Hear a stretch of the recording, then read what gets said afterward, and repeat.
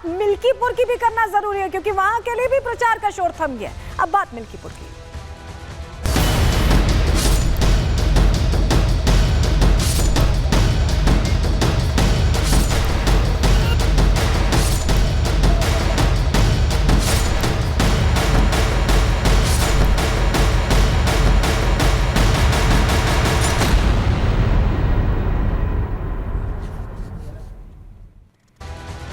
मिल्कीपुर की लड़ाई यहां नाक पर आती दिखाई दी इस बार इस चुनावों में, क्योंकि जहां लोकसभा चुनावों से उत्साहित सपा को यह लगा कि मिल्कीपुर जीत लेंगे तभी जो फैजाबाद सीट जीती है उसको वो कहीं ना कहीं बता पाएंगे कि तुक्के वाली जीत नहीं थी, वहीं बीजेपी के लिए, योगी आदित्यनाथ के लिए इसलिए नाक की लड़ाई बन गई क्योंकि बताना चाहते थे कि अयोध्या नहीं जीता आपने, फैजाबाद जीता था, अयोध्या हम जीतने वाले हैं। और ऐसे में पूरी ताकत दोनों ही पार्टियां सपा और यहाँ बीजेपी झोंकती दिखाई दी। तस्वीरें इस तरह की सामने आई जहां लगा कि पूरी ताकत दिखाई गई है। लेकिन आपको बताते हैं कि मिल्कीपुर का ये जो चुनाव है ये इतना दिलचस्प क्यों है और क्या यहाँ तस्वीर बदलने वाली, क्योंकि राजनीति यहाँ अलग पैमाने पर जाती दिखाई दी। जहां वार पलटवार का दौर तो हम देख ही रहे थे, वहीं रोने वाली राजनीति भी दिखी, तुष्टीकरण वाली राजनीति भी दिखी और बयानी राजनीति भी दिखी। कैसे ये दिलचस्प रहा मिल्कीपुर, चलिए जानकारी आपके सामने रख रहे हैं, आपको बताते हैं।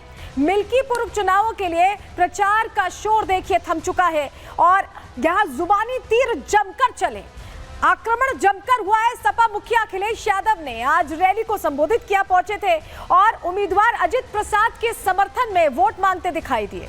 कल सीएम योगी आदित्यनाथ ने भी मिल्कीपुर में रैली की थी, जनता के बीच पहुंचे थे और सपा और अखिलेश यादव पर जमकर उनकी तरफ से निशाना साधा गया था।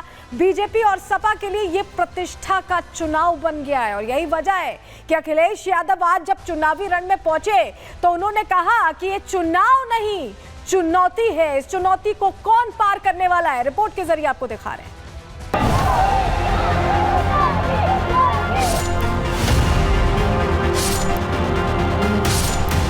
अयोध्या की मिल्कीपुर सीट पर होने वाला उपचुनाव योगी और अखिलेश दोनों के लिए साख का मुद्दा बन गया है।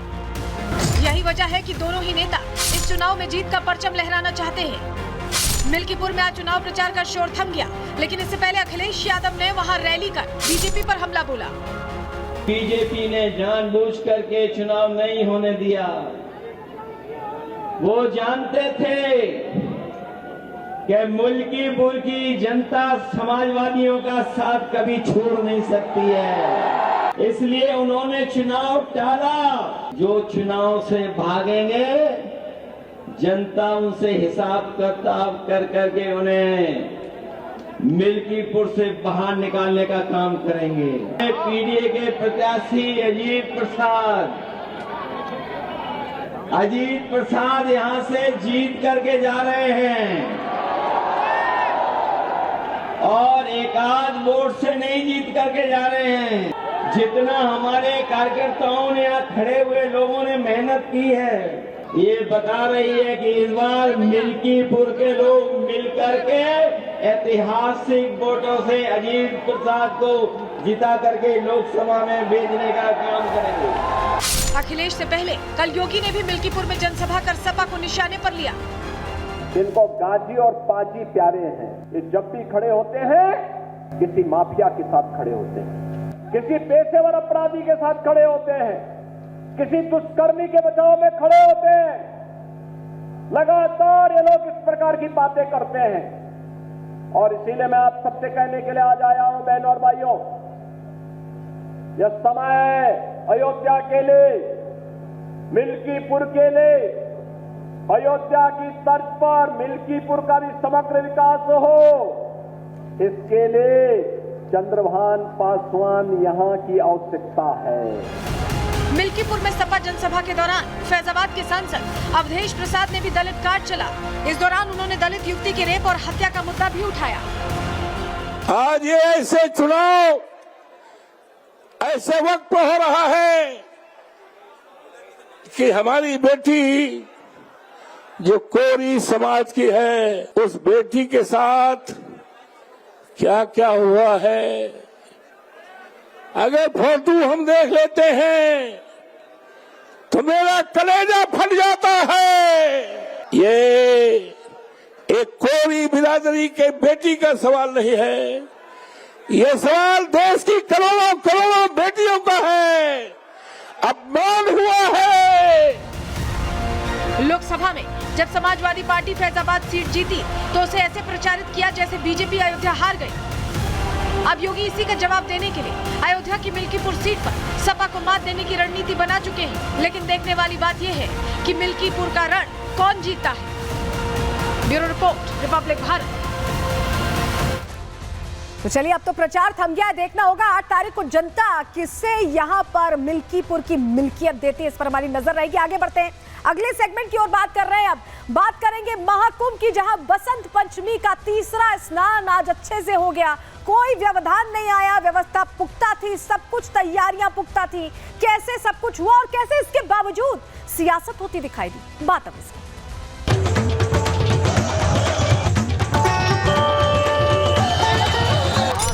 स्नान हुआ है, आज जीवन धन हो गया है। माननीय मुख्यमंत्री जी बहुत बढ़िया काम किया, आज का स्नान बढ़िया तरीके से हुआ।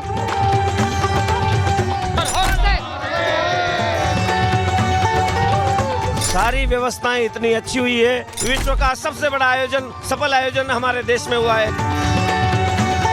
पावन धरा की मिट्टी है, मोक्ष का मार्ग है हमारे लिए। चलिए, सबसे पहले आपको जरा वो तस्वीरें दिखाते हैं जहां बसंत पंचमी की पवित्र डुबकी जनता लगाती दिख रही है। आप यहां तस्वीरों में देख पा रहे हैं, बड़ी संख्या में श्रद्धालुओं ने आज आस्था की डुबकी लगाई है। और ये तस्वीरें अपने आप में खास है क्योंकि तीसरा अमृत स्नान था। व्यवस्था पुख्ता दिखाई दी, इंतजाम पुख्ता दिखाई दिया और यही वजह है कि आस्थावान बड़ी संख्या में यहाँ आस्था की डुबकी लगाने पहुंचे। कैसे आज सफल आयोजन हुआ है समझिए। महाकुंभ में तीसरा स्नान, अमृत स्नान संपन्न हो गया है।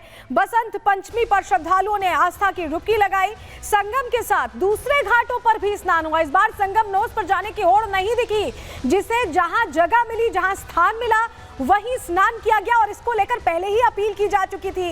आज बताया जा रहा है कि करीब 2 करोड़ लोगों ने अब तक का आंकड़ा है ये, शाम तक ये आंकड़ा बढ़ सकता है, स्नान किया है। और श्रद्धालुओं की कुल संख्या अगर बात करें अब तक महाकुंभ में 35 करोड़ पार कर चुकी है।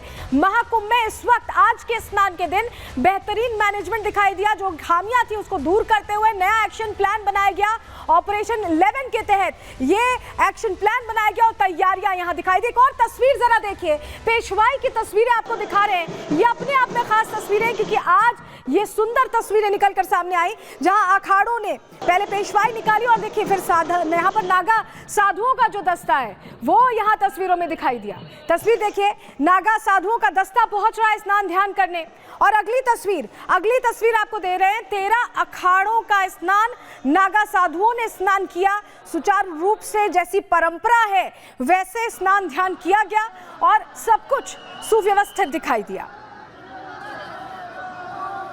और चलिए जरा आपको तस्वीर ये भी दिखाएं कि कैसे ये सब कुछ संभव हो पाए, क्योंकि जहां गलतियां होती हैं वहां हमेशा बेटरमेंट का स्कोप होता है, ध्यान देने का स्कोप होता है। और खुद योगी आदित्यनाथ ने देखिए कैसे नजर रखी है। सामने आप देख रहे हैं पूरा एक टीवी लगा हुआ है जिस पर प्रॉपर मॉनिटरिंग योगी आदित्यनाथ खुद करते दिखाई दे रहे हैं। एक एक चीज अधिकारियों के साथ वो यहाँ बैठे हुए थे, मॉनिटरिंग कर रहे थे क्योंकि कहीं कोई व्यवधान ना पड़े, कहीं कोई गड़बड़ी ना हो, इसका विशेष ध्यान, विशेष ख्याल इस बार रखा गया। जानकारी आपको देते हैं कैसे ये मॉनिटरिंग हुई है, कैसे सब कुछ अच्छे से संभव हो पाया है।